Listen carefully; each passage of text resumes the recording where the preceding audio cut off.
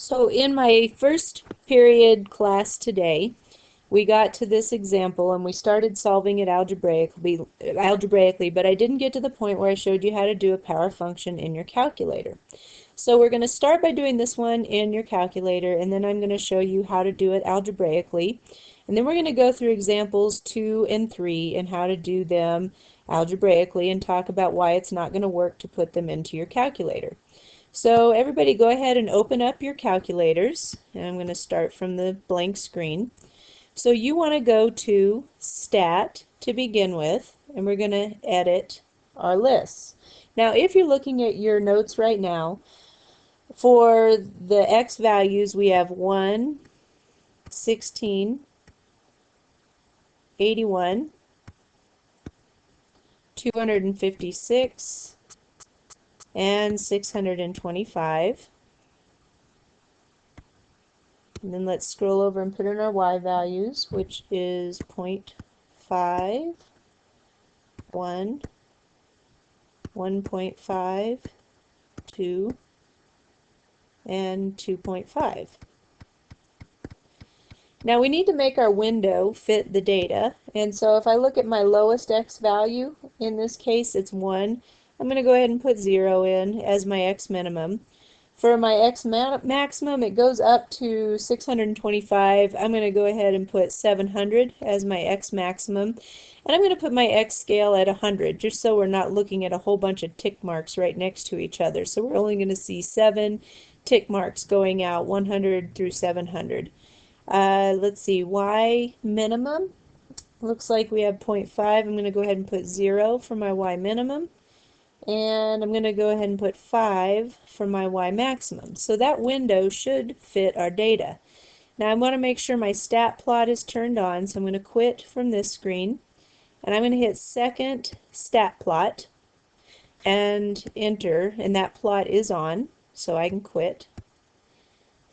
And now when we look at the graph, we see a smooth curve, and this is a power function.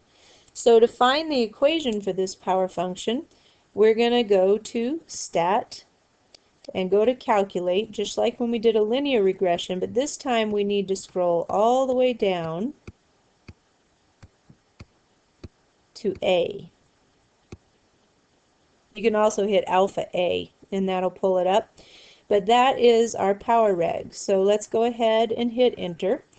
And if you want to store it to see the curve of best fit, we can go down here and do the whole vars thing, where we go to yvars and function and store it in y sub 1. You don't have to do that if you don't want, but it's kind of nice to see the curve that goes with it. And we're going to hit calculate. So this gives us that our A, well, now mind you, their A is right in the beginning, so that's typically our K. And their B is the exponent, and that's typically our A. But anyway, this power function is going to be y equals 1/2 x to the 1/4 power. So let's go back here, and when we put this in our calculator, we got y equals 1/2 x to the 1/4 power. And that's great when our calculator can do that, but that is not always the case. So let's look at what we need to do for a power function to find it algebraically. So we're starting off with y equals k times, sorry, let me erase that. So y equals k times x to the a power. Now we're going to take two ordered pairs and plug it in, and I like this one and this one just because they're whole numbers. So my first one, I'm going to plug in 1 equals k times 16 to the a power. My second one, I'm going to plug in 2 equals k times 256 to the a power. So what I can do, because these are equal, I can divide them. Because if I do 1 divided by 2, that gives me 1/2. And over here on this side, when I divide those two sides, I can cancel out my k's. And so what I end up with is that 1/2 equals 16 to the a power over 256 to the a power. Now to finish solving this for a, there's always a common base that you can find, and usually it's going to be a 2 or a 3. In this case, all of these have a base of 2 that we can simplify it as. 16 is equal to 2 to the 4th power, and we can keep going to 256 is actually 2 to the 8th power. So we're going to say 1/2 equals 2 to the 4th power times a over 2 to the 8th power times a. Now using our rule of exponents, we get 1/2 equals 2 to the 4a minus 8a. And that gives us 1/2 equals 2 to the negative 4a. Now, what is 1/2 as a power of 2? Well, that's 2 to the negative 1 equals 2 to the negative 4a.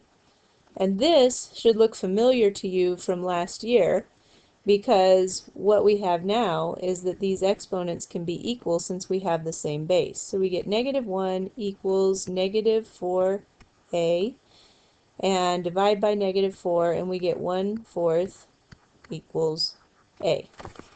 So what we have so far on our power function is that y equals k times x to the 1/4. Now we're going to pretend that we don't see that right now.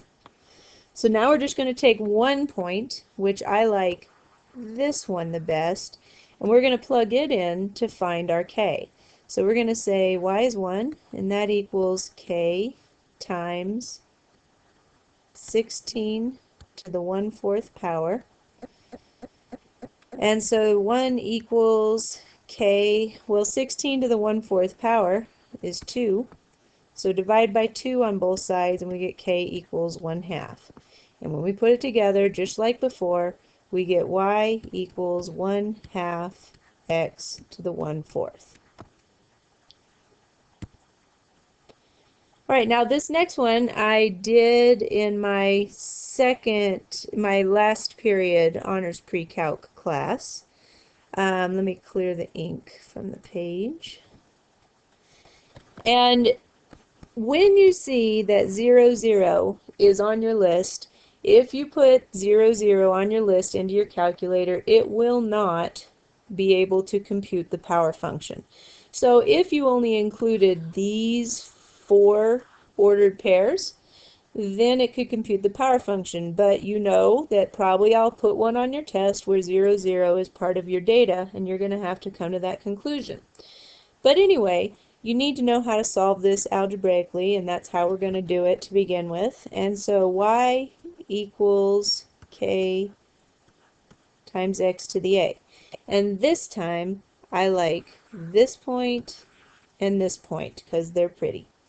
So I'm going to say 4 equals k times 2 to the a, and I'm going to say 64 equals k times 4 to the a.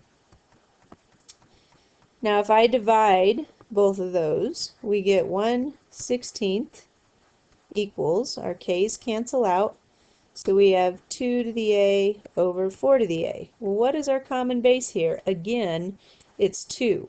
So going up over here, I have 1 over 2 to the 4th, because that's basically 1/16, equals 2 to the a over 4, oops, not that,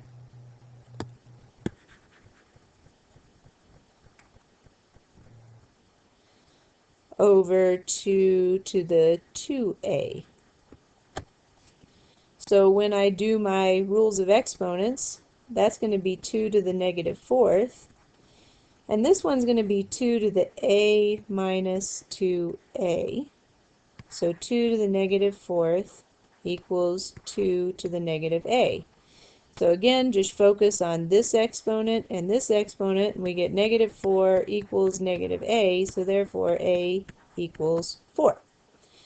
Now let's go ahead and solve for k. So what we have now is y equals kx to the a. Now I'm going to pick this ordered pair again, 2, 4. So 4 equals k times 2 to the 4th. 4 equals k times 16. Divide by 16 on both sides, we get 4/16 equals k, which is the same thing as 1/4. So our final equation for this is y equals 1/4 x to the 4th. The next example, when you have a power function and you have negative values in there for your y, it will not work to do the power reg in your calculator. You're going to have to know how to do it algebraically. So this time, that's a pretty pair to pick, and I think this one is going to give me the easiest numbers. So starting off, we have y equals kx to the a. So I'm going to plug in -2 equals k times 1 to the a. Then I'm going to -4 equals k times 4 to the a. So when I divide these, I get 1/2 equals, my k's cancel out. 1 to the a, no matter what a is, it's going to be 1. And that is 4 to the a. Again, this is a power of 2, so we have 1/2 equals 1/2 to the 2a. Now, if you want to make these into 2 to the -1 equals 2 to the -2a, you can, or you might be able to just look at this and say, okay, well, I know that 1, because that's understood to be the power here, equals 2a. Any way you look at it, you get -1 equals -2a, 1/2 equals a. So now we have the equation y equals k times x to the 1/2. And I'm going to use that ordered pair again, just because 1 is so pretty. So we get -2 equals k times 1 to the 1/2 power. Well, 1 to the 1/2 power is just 1, so k equals -2. So our final answer, oops, that shouldn't have done that, is y equals -2 times x to the 1/2 power. Now, for this final example, we're going to look at monomial functions. So any function that can be written as f of x equals k times x to the n, where k is a constant, and n is a positive integer, is a monomial function. So the only difference between a power function and a monomial function is that a monomial function has to have a positive integer for this value right here. So basically a monomial function is a type of power function that's more specific about what that value of the exponent can be. So if you plug into your calculator f of x equals x, f of x equals x to the 3rd, and f of x equals x to the 5th, let's go ahead and do that. Oh, we never looked at our scatter plot with, oh well. So I want to clear that. I'm going to put in f of x equals x, f of x equals x to the 3rd, and f of x equals x to the 5th. Let's just graph those three together. Whoops, I got to change my window.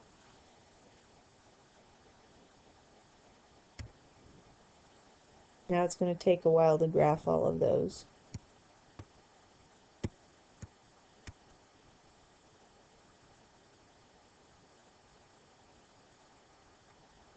Okay, our window, let's go ahead and put it at -10 to 10. And we'll put the scale back at 1. And the y minimum should be -10, y maximum 10. Now let's graph all of those. I haven't turned my scatter plot off.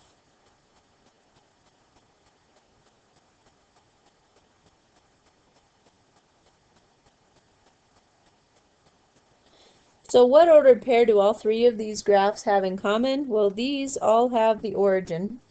And if you look at all of these, what kind of symmetry do they have? Well, they all have odd symmetry. If we rotate these graphs 180 degrees, they're going to line up on each other. So those are all odd functions, and the exponents are all odd. Now let's look at f of x equals x squared.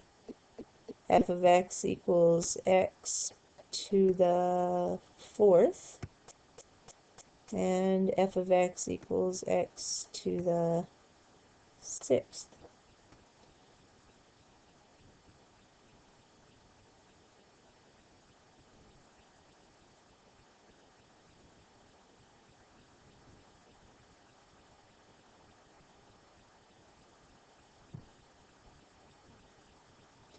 So the blue one would be our f of x equals x squared. The red one would be our f of x equals x to the 4th. And the black one, which is in the center of it all, is f of x equals x to the 6th. What kind of symmetry do these have? Well, they're all even functions, which we could show algebraically, but we can also just show it graphically. If we fold this over the y-axis, all of these are going to line up. And all of these have the origin in common. And any monomial function is going to have the origin in it because you're not adding any constant to it at all. Once you add a constant, it's no longer a monomial function. So that's it for this section. Good luck on your homework.